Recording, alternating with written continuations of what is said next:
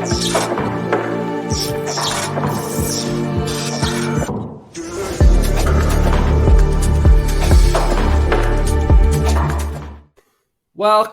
to the show. Our predicted lineup for Aston Villa v Leicester City. Justin, how are you? Good afternoon, everyone, and good afternoon to Luke. Thank you very much. So let's get straight on in there then. We'll predict our lineup, and we have got a new little cheeky feature that Ryan has put in, which when I was doing a bit of prep this morning, I was like checking on the website, getting it all set up, and I was like, little cheeky. You'll see it in a bit, so stay tuned for that. So some early team news is that, as you do, Douglas Luiz sat on his Lamborghini off work on Wednesday. So Douglas Luiz was off from training on Wednesday. He put a little emoji of like a thermometer in a smiley face. So I feel like he's ill. So it's whether he's going to be ready for Saturday. But, you know, as you do, pose when you're ill. I think if you're okay, if you're well enough to sit on top of your Lamborghini and you drive, I think you're okay, aren't you? Next time I want a day off work, I'm going to sit on top of my car and send a picture to my boss and say, I'm really not well. Maybe he's just getting off the blower to Unai, being like, mate, I can't go in today. I'm just ill. But, yeah, so that is some early team news that I've done a bit of digging and I noticed. So he might be ill, but he might recover. So let's hope he recovers. And if anyone saw this video that Villa put out, it was class. So it looks like we've been practicing penalties. When Ings was on the pitch, he was the penalty taker. So this video was Kamara dinking it off the crossbar to Martinez. I love content like this. Just love it. But so it looks like we've been on the search for a new penalty taker as well. So who would you say would take pens then, Justin? I think it depends who's on the pitch, but you would think Ollie Watkins would be number one now as the striker. And then if not him, then Dougie Luiz is decent set piece taker. Coutinho, you would think, would put his hand up. I know Coutinho used to take them regularly for Everton, but currently, obviously, he's not first choice. So I think there's plenty of options. And as a footballer, as an attacker, I mean, I used to play up front, and I used to love taking penalties because it means your goal scoring charts go up, doesn't it? So I think it's a chance to get a free strike on goal from 12 yards. I think you've got to stick your hand up and back yourself, haven't you? So Ollie Watkins, I think, would be the main one. Yeah, so let's get into the main bulk of the episode then. Let's predict our lineup for Aston Villa v Leicester. So what you want to do is head over to our website, utvpodcast.co.uk. You'll find Social Hub here, and then you'll go on select your lineup. Once you've selected your lineup, you can press the little tweet icon, and it'll share your team onto Twitter as well. So let's get straight into it then. Let me just adjust what this team should look like a little bit. So, Justin, who's in goal? Emi Martinez. The easiest one of all, isn't he? Yeah, so we'll go Martinez in goal, and then we'll just adjust this a little bit as well. Right, so Martinez in goal then. So let's select Martinez to go in goal. We'll go easy with the back four. We'll go Mings. Do you think it might be time for Matty Cash to come back in and maybe have a bit of a run again? I know Ashley Young's been absolutely outstanding, so I just wonder whether maybe he might give Cash a run out. I don't know. I think it's a 50-50, isn't it, between them? Young's got the shirt, so you'd think he probably retains it, wouldn't you? I think up against...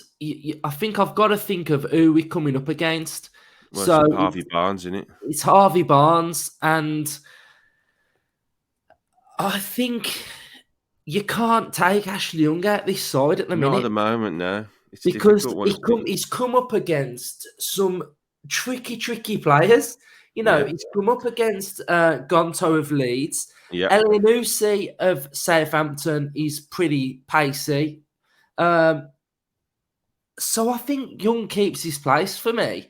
And it's all about Cash fighting for his shirt back. I've no doubt that Cash is a great player, but the way we play at the minute and the way we have our right back not as expansive as the left back, it just makes sense to play Ashley Young there because we don't want a marauding right back going up and down. That's not how we play at the minute. So Cash's I main think his trait is, experience as well, isn't it, yeah, Young? yeah, and I think Cash's main trait is going forward.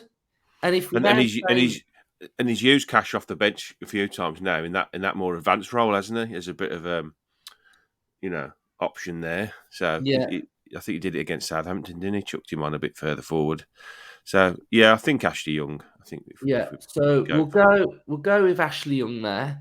Um, and then I also feel it's Moreno's shirt, isn't it? Moreno's it got the is at shirt the at the moment. minute. Yeah, yeah. So it'll be good to see Moreno again. We know he came on against Leeds for 75 minutes, so we saw a bit about him there. I saw him at Southampton, and he looked good. He looked good going forward. I think what I would say is that I think this left hand side, although we go attacking down the left hand side defensively, I think teams might try and target our left hand side a little bit as well because we've got Buendia and Moreno, and I'd like them to just be a little bit more solid in the challenge, a little bit more solid in the tackle, because there was a couple of times against Southampton where I think their disallowed goal came from both of them trying to block a shot, block a cross, and they're able to get through. So I think that area needs to just strengthen up a little bit. But yeah, what have you made of Moreno so far? I think he looks very good. Yeah, definitely. Definitely ticks the boxes for what he wants from that side of the pitch, attacking left back. I mean, we've already seen in the small amount of games he's played that he loves to get forward. He's not afraid to take people on. He loves to cut inside. He's had a couple of half chances, hasn't he, from the runs he's made, and he seems to have a really nice left foot. So his delivery's been decent into the box. So I think he's just going to hopefully go from strength to strength. Now he's got that shirt.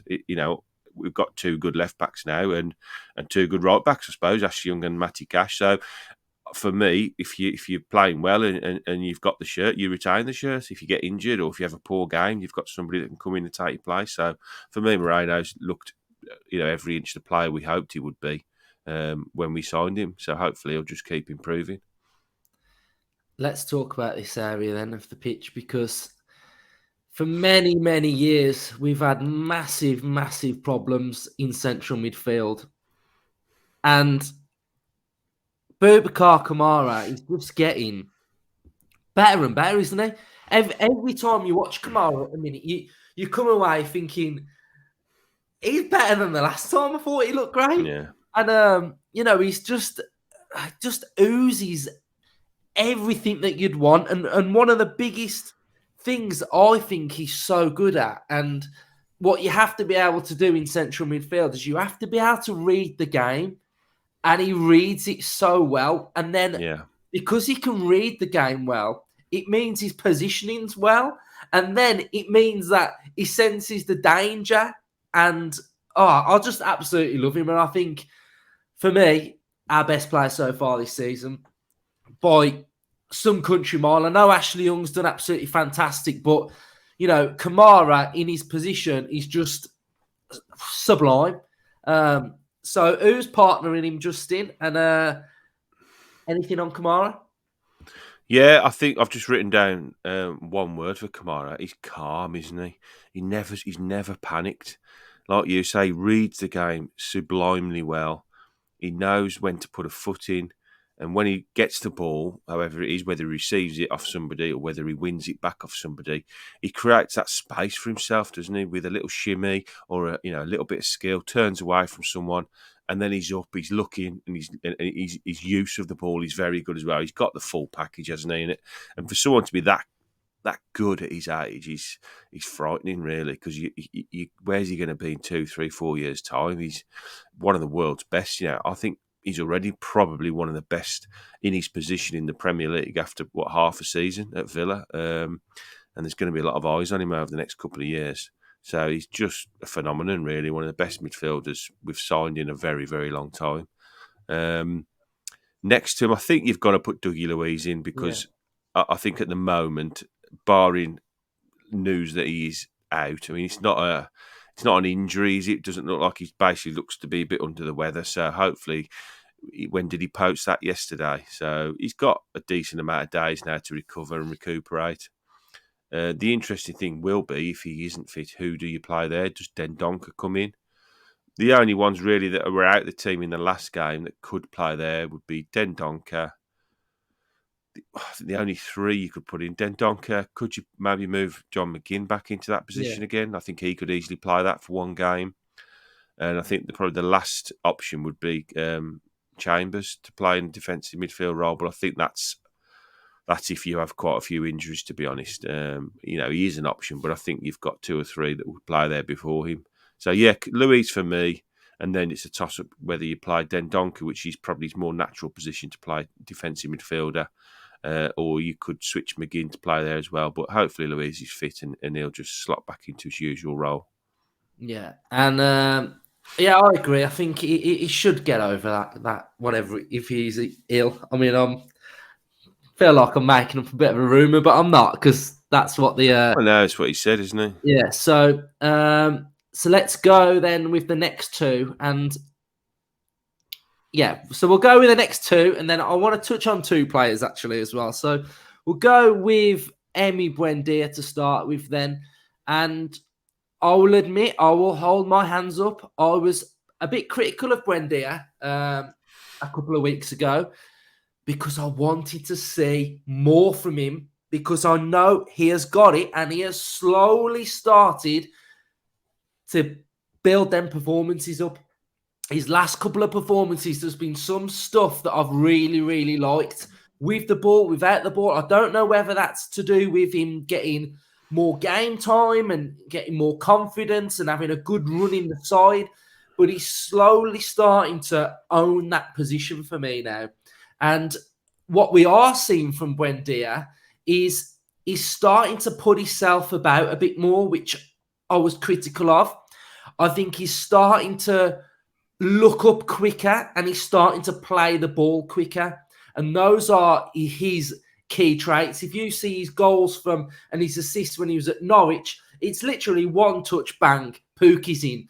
And he's moving the ball quicker. And the whole side's moving the ball quicker, to be fair. We're starting to play 1-2 touch football, which in itself speeds the whole play up completely. So I think the side getting more confidence, him getting more confidence, him owning his position is,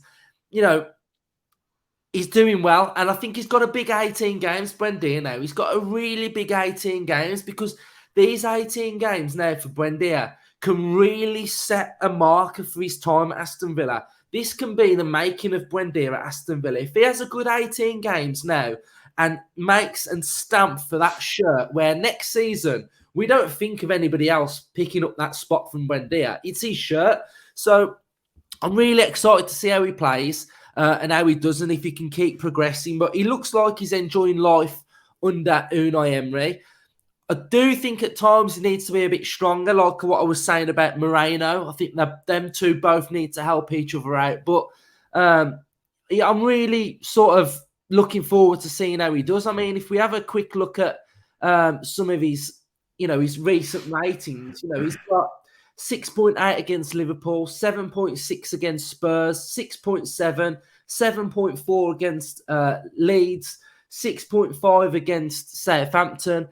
He's only started 12 games, but I do feel like he's starting to come into his own a little bit. What you saying, Justin? Yeah, I think you're right. With the squad that we currently have, is another one really that we haven't strengthened, particularly in that position. So he's got the opportunity now to go to the end of the season and, like you say, stamp his authority on that position and really make himself one of the mainstays of our team. I mean, ultimately, he's our record signing, isn't he? He came in with a huge price tag, a huge, pressure on him to succeed, and he has found it difficult at times to really get his form anywhere near his sort of best form. But I think over the last 5 games, it's starting to look like he's coming good. Liverpool, he played practically the whole game. Spurs, most of the game. Full game against Wolves. 80 minutes against Leeds.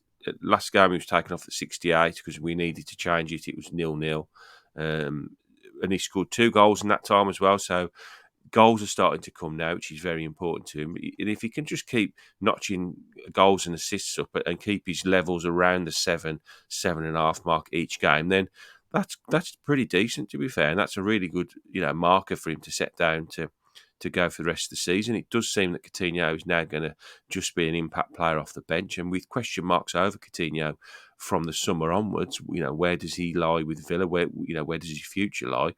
Then there's obviously they're starting to look at maybe players to come in and challenge Wendy in that position. So he's got to really show the manager that he's worthy of that shirt and he's worthy of real consideration when we do start improving next season and onwards from that. So I think he's got a very good attitude. He does seem to really want to work hard, and his tracking back has probably impressed me as much as anything. He really sort of got his head around that you can't just sort of sit around that final third and wait for the ball to come to you. There is times when you have got to, knuckle down and get back and cover and put the foot in and things. So that's been nice to see.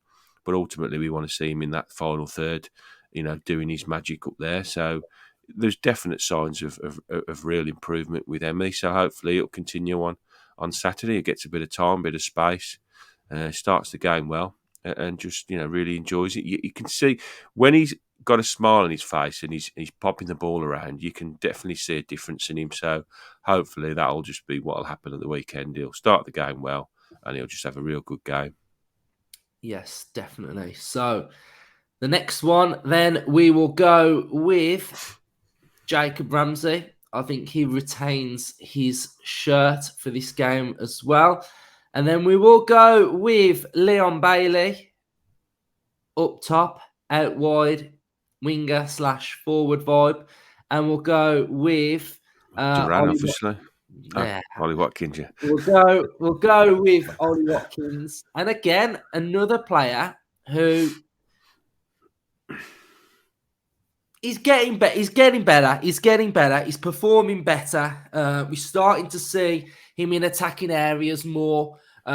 He's bagging goals as well. So Leon Bailey, he also has got a big 18 games as well. I think the consistency and the performances still need to be up there.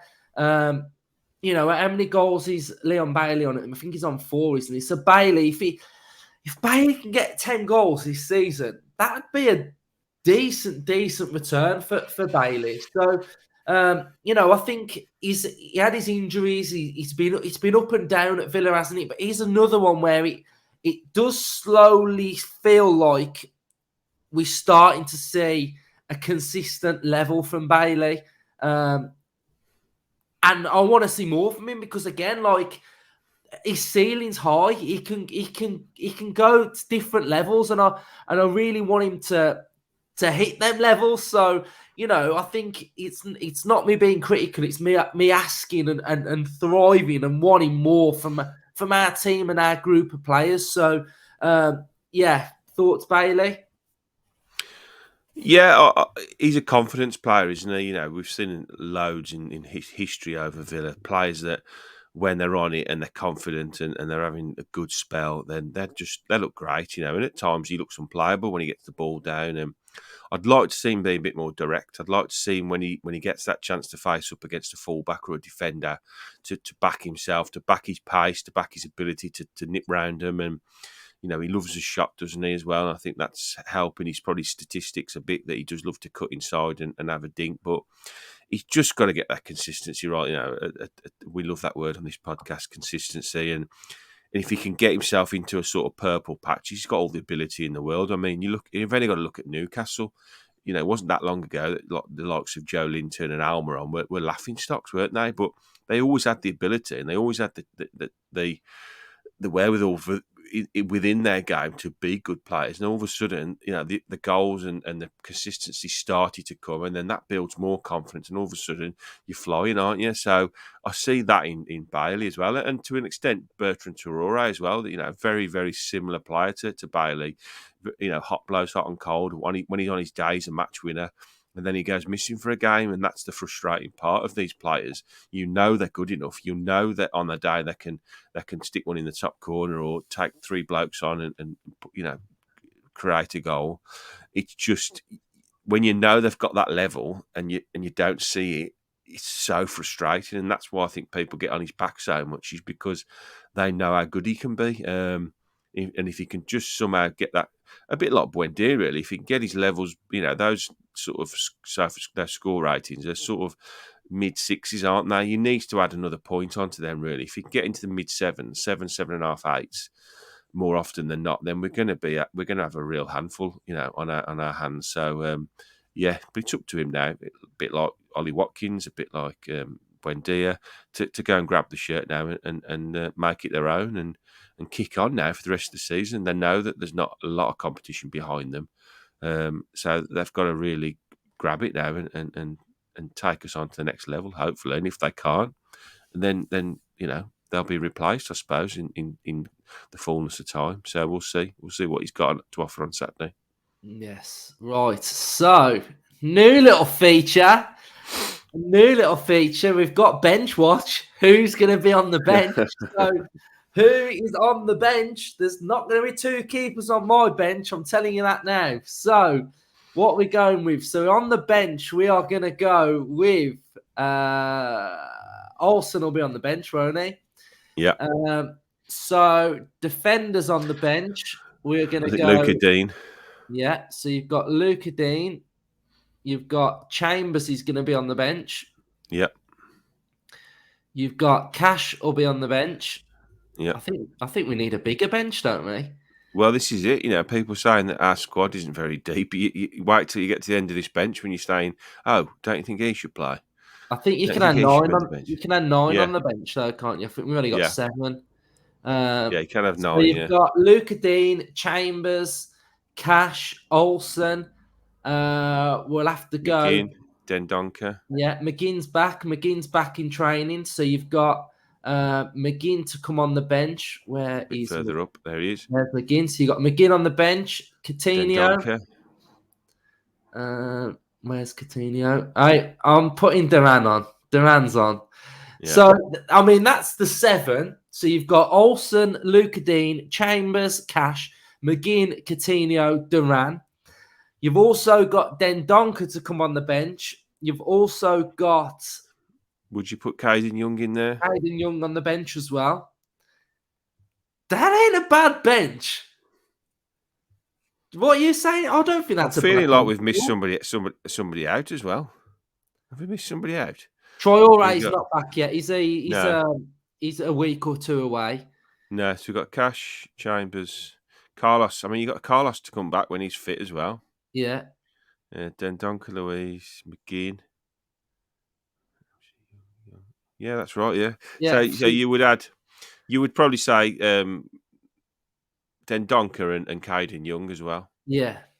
So I mean, and then you've got, like you say, within a month, Diego Carlos and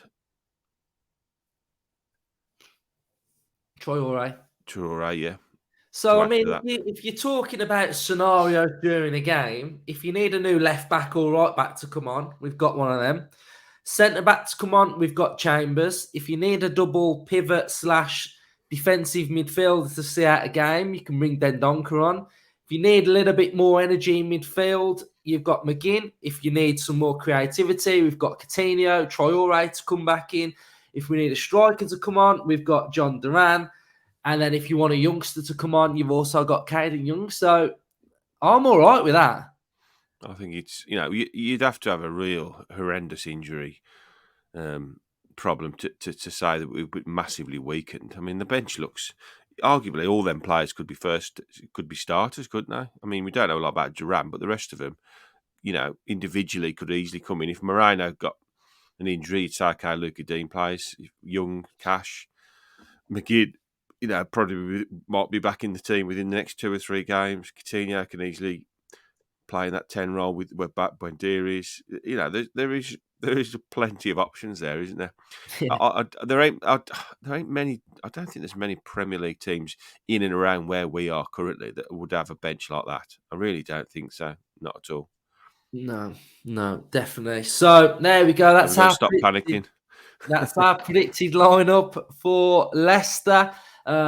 So next bit of content we've got out will be a press conference reaction tomorrow as well. So stay tuned for that. Let's hear what Emery's got to say, whether he mentions anything about the window or Duran, etc. So it'd be nice to hear what his thoughts are on Duran, having had him in training for a couple of weeks as well. So let's see if he mentions that. But yeah, cheers for everyone watching. Up the Villa. Up the Villa.